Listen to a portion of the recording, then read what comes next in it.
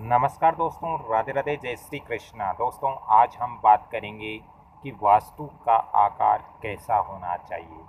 यदि हमारे घर में वास्तु का आकार अच्छी स्थिति में नहीं है, व्यवस्थित नहीं है, तो दोस्तों हमारे घर के अंदर कौन सी परेशानियां होती हैं, हमें क्या क्या दिक्कत हो सकती है। दोस्तों, हम अपने जीवन में ऐसी बहुत सारी परेशानियां हमारे जीवन में आती हैं, लेकिन उनके बारे में हमें ज्ञात नहीं होता है। तो आज मैं आपको बताऊंगा कि का आकार कैसे रखना चाहिए। दोस्तों, जिस तरह से हम प्लॉट के आकार का महत्व होता है, उसी तरह हमारे वास्तु के आकार का भी महत्व होता है, हमारे घर का भी महत्व होता है, हमारा जो मकान होता है उसका भी दोस्तों महत्व बहुत ज़्यादा होता है। जहाँ तक हो सके दोस्तों, हमारा वास्तु का मतलब यहाँ मैं बता देता हूँ। वास्तु का मतलब है हमारा घर या मकान।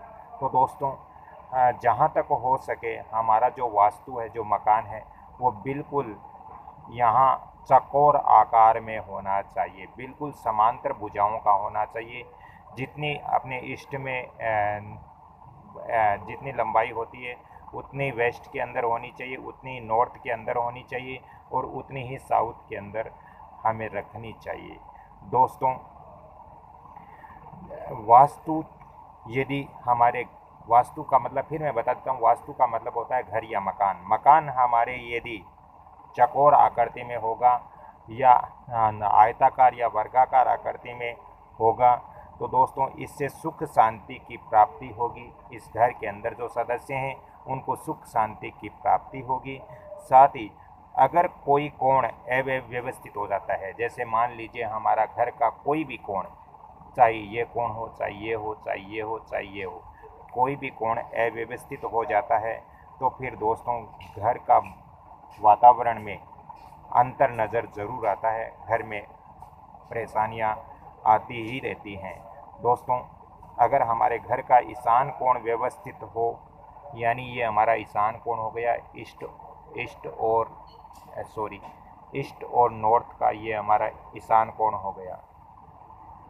तो ये जो ईशान कोण यदि अव्यवस्थित है, इसकी यदि जो अपनी ये जो लंबाई है ईस्ट और नॉर्थ की, यदि ये लंबाई अव्यवस्थित है, इन बाकी जो जो लंबाई है इनके समांतर नहीं है, तो दोस्तों इस घर के अंदर समृद्धि बिल्कुल नहीं होगी, समृद्धि महसूस नहीं कर पाओगे। दोस्तों, पूरब दिशा यानी ये पूरब दिशा के अंदर यदि पूरब दिशा की लंबाई यदि हमारी अव्यवस्थित है, तो दोस्तों घर के अंदर शांति नहीं रहेगी, शांति भंग हो जाएगी। दोस्तों, घर में लगातार हर समय तनाव महसूस होगा। और साथ ही दोस्तों, यदि आग्नेय कोण की तरफ ये जो हमारा ये आग्नेय कोण होता है, ईस्ट और जो साउथ का डायरेक्शन होता है, ये आग्नेय कोण होता है। यदि आग्नेय कोण के अंदर जो लंबाई है वो यदि असमांत रहेगी, अव्यवस्थित होगी, तो दोस्तों किसी न किसी तरह हमारे घर के अंदर तकलीफें आती रहेगी, शांति नहीं रहेगी। हर समय सभी व्यक्ति जो सदस्य घर के अंदर है वो क्रोधित रहेंगे, उनके मानसिक तनाव हर समय बना रहता है। दोस्तों, वास्तु का आकार काट कोण में होना लाभदायक नहीं है, यानी कटे हुए कोण के अंदर ये जो है वास्तु का आकार नहीं होना चाहिए। दोस्तों, कटे हुए कोण के अंदर वास्तु का आकार होना, हम अनेक तरह की परेशानियां हमें इस घर के अंदर होती हैं।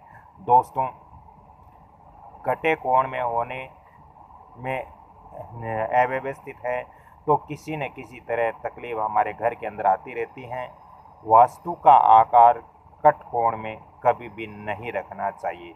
दोस्तों, वास्तु चाहे हमारा छोटा हो या बड़ा हो, यानी कहने का मतलब मकान हमारा चाहे छोटा हो या बड़ा हो, कोई सा भी हो, काम ढंग से नहीं करेगा। यदि कटे हुए कोण हैं तो हर समय कार्य है वो सही तरीके से नहीं करेंगे।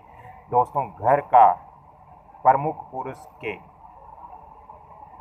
ये बहुत बड़ी दिक्कत आएगी, क्योंकि यदि घर का कटा हुआ कोण है इस तरह से, तो घर का जो मेन जो मालिक होता है, पुरुष होता है दोस्तों, वो कोर्ट कचहरी मुकदमों में आनंद मानता है। वो ये सोचता है कि कोर्ट और कचहरी के जो मुकदमे हैं उसके अंदर उसकी दिलचस्पी बनी रहती हैं।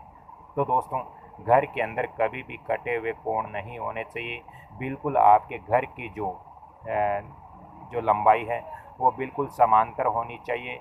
जैसे ये आपके मान लीजिए ये नॉर्थ की लंबाई आपके मैं यहाँ उदाहरण के तौर पे दे रहा हूँ, नॉर्थ की लंबाई यहाँ पे 20 फीट है, तो फिर आपको वेस्ट की लंबाई भी 20 फीट रखनी चाहिए, और वैसे ही आपको साउथ की भी लंबाई 20 फीट रखनी चाहिए। वैसे ही आपको ये ईस्ट की लंबाई भी 20 फुट रखनी चाहिए। तो बिल्कुल समांतर कोण में हमारा मकान होना चाहिए, बिल्कुल समांतर कोण में हमारा घर होना चाहिए, जिससे दोस्तों मैंने यहाँ जैसे बताया समृद्धि घर के अंदर लौटती है, मुकदमेबाजी भी नहीं होती है, साथ ही घर में सुख शांति बनी रहती है और एक आनंद का सा माहौल जीवन भर घर के अंदर बना रहता है। तो दोस्तों ये मेरा वीडियो लंबा हो जाएगा, इससे अगली जानकारी आपको और मैं अगले वीडियो में दूंगा।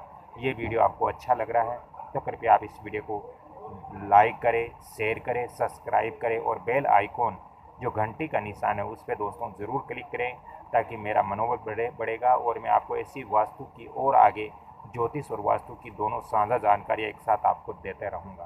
तो राधे राधे, जय श्री कृष्ण, धन्यवाद।